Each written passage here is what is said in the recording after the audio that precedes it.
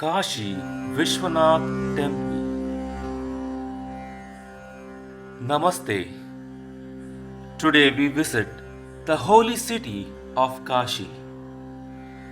The word Kashi literally means to be luminous and more particularly a tower of light. It is the most important of the seven Mokshapuris, the holy cities that confer moksha or liberation to the devotees.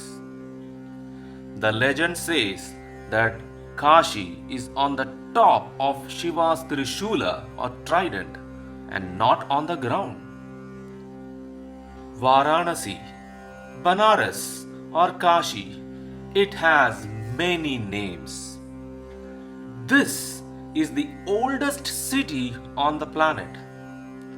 However far human memory goes, they talk about a great city called Varanasi that was built between the two rivers of Varuna and Asi. Kashi Vishwanath Dham finds its roots in many Sanatana Dharma scriptures, including the Rig Veda, Skanda Mahapurana, Ramayana, Mahabharata, and many others.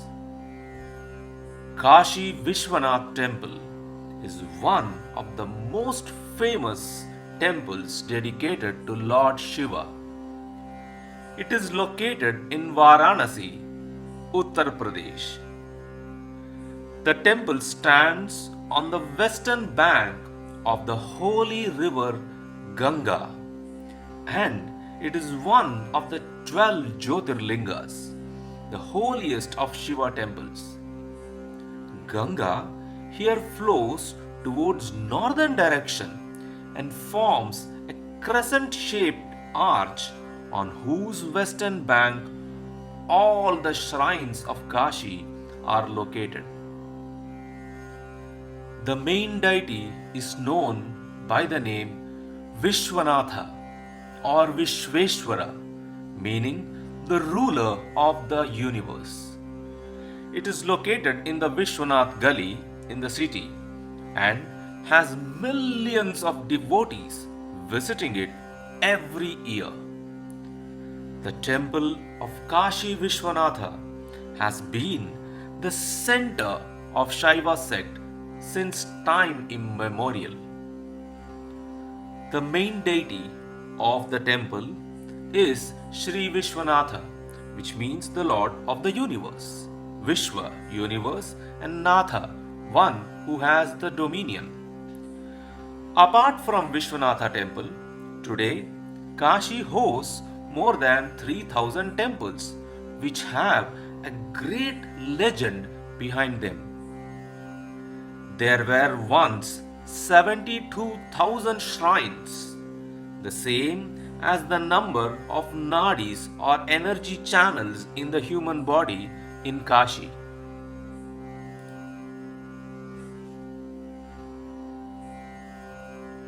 It is considered to be the place where Lord Shiva resides permanently and never leaves, the Avimukta Kshetra. Great sages, saints, philosophers, bhaktas have thronged to Kashi for spiritual illumination. The main shrine was demolished by the invading Muslims thrice.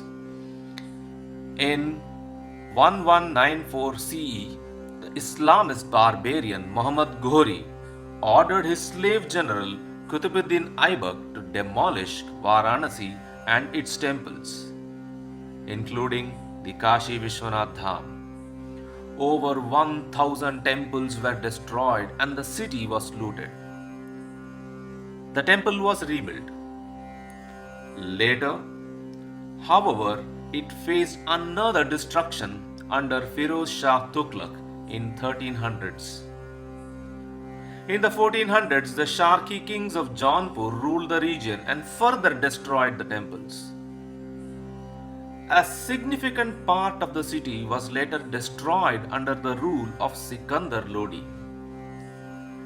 During 1584 to 85 CE, the Vishwanath temple was rebuilt under the supervision of Narayana Bhatta. However, Aurangzeb again ordered its demolition in 1669 CE, and a mosque was built in its place. Later, in 1777 CE, Queen Ahalya Bhai Holkar of Indore rebuilt the temple that we see now. In 1893 CE, Maharaja Ranjit Singh had sent gold to plate the temple domes. Kashi has survived every time it was attacked and shall remain till the end of the Pralaya because it is Lord Shiva's capital.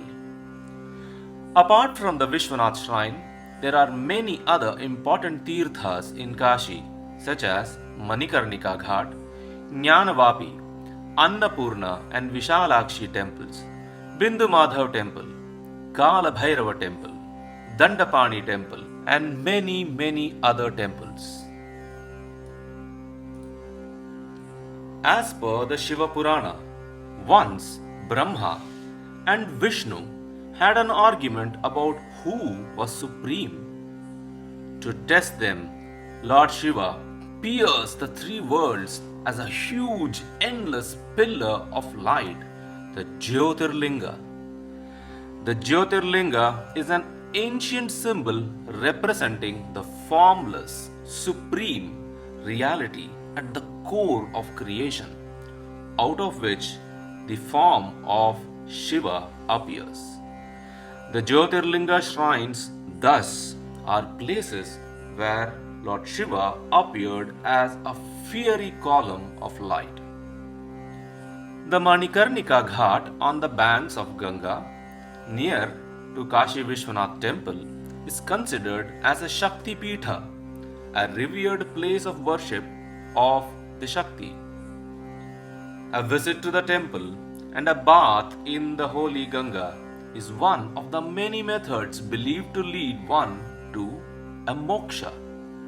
Thus, Hindus from all over the world try to visit the place at least once in their lifetime.